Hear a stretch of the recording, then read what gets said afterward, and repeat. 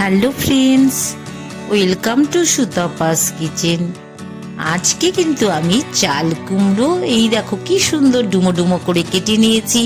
দারুণ সুন্দর একটি রেসিপি চাল কুমড়োর করে দেখাবো।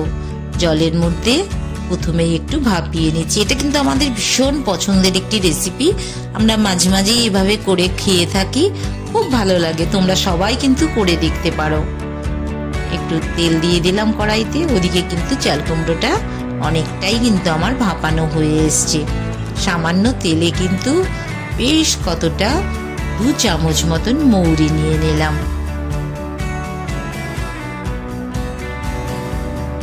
একটুখানি দেখো সর্ষে, 1 চামচের মতন আমি কালো সর্ষে নিলাম। 1/2 চামচের মতন মেথি নিলাম।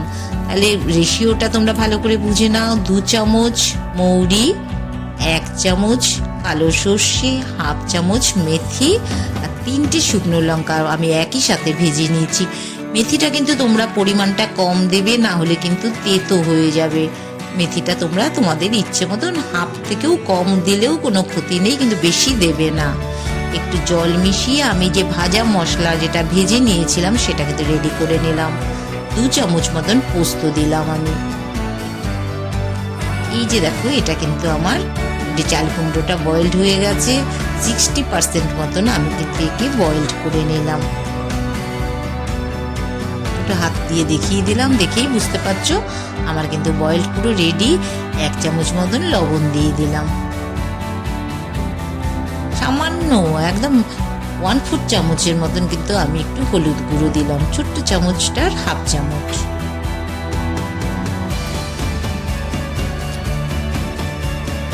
এই যে দেখো, যেটা আমি মশলাগুলো পেস্ট করে নিয়েছিলাম, মৌরি, সর্ষে আর যেই মশলাটা করে রেখেছিলাম, সেটা কিন্তু তোমরা খুব ভালো করে মিহি পেস্ট করে নেবে, না হলে কিন্তু মুখে দানা দানা লাগবে।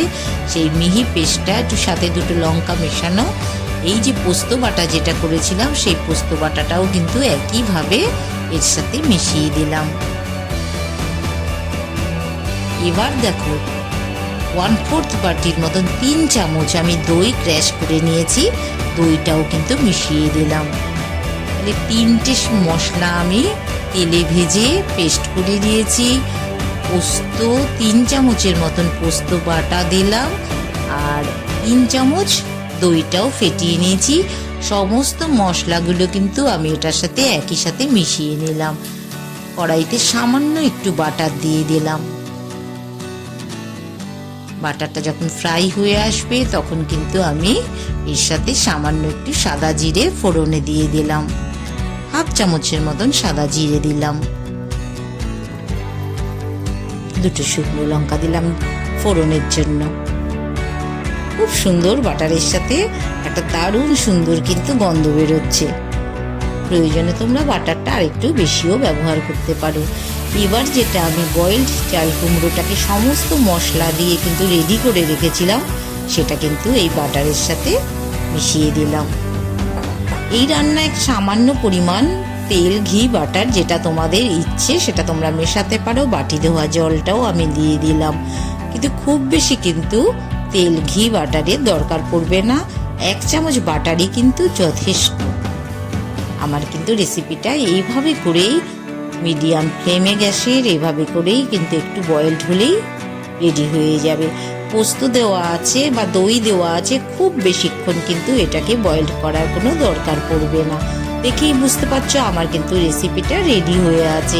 2টো শুকনো লঙ্কা আমি যেহেতু ক্র্যাশ করার সময় মিশিয়ে দিয়েছিলাম, তাই একটু লালচে ভাব আসবে, না হলে কিন্তু তোমরা সাদা করতে চাইলে পুরো সাদাই হবে। 1 থেকে 1.5 চামচ মতন আমি চিনি মিশিয়ে দিলাম। একদম কিন্তু আমার রেসিপিটা অল্প সময়ে দারুণ সুস্বাদু রেসিপি। তোমরা সবাই বাড়িতে করে দেখো। গরম ভাতের সাথে আর কিচ্ছু লাগবে না এরকম একটি রেসিপি হলে। দারুণ মজার রেসিপি, আমাদের কিন্তু ভীষণ পছন্দের রেসিপি। আমি একটি সার্ভিং বলে নামিয়ে নিচ্ছি। চাল কুমড়োগুলো কিন্তু এরকমই গোটা গোটা থাকবে। একটু বয়েলড করে নেবে, মোটামুটি 80% বয়েলড হলেই কিন্তু রেসিপিটা রেডি হয়ে যাবে। সুতাপাস কিচেন এরকম দারুণ সুন্দর সুন্দর রেসিপি কিন্তু তোমাদের জন্য নিয়ে আসে। তোমাদের অবশ্যই চ্যানেলটির সাথে থাকতে হলে একটি ভালোবেসে সাবস্ক্রাইব করে দিতে হবে। আর আর একটা লাইক শেয়ার তো অবশ্যই করতে হবে। সাথে থেকো, সুন্দর সুন্দর রেসিপি নিয়ে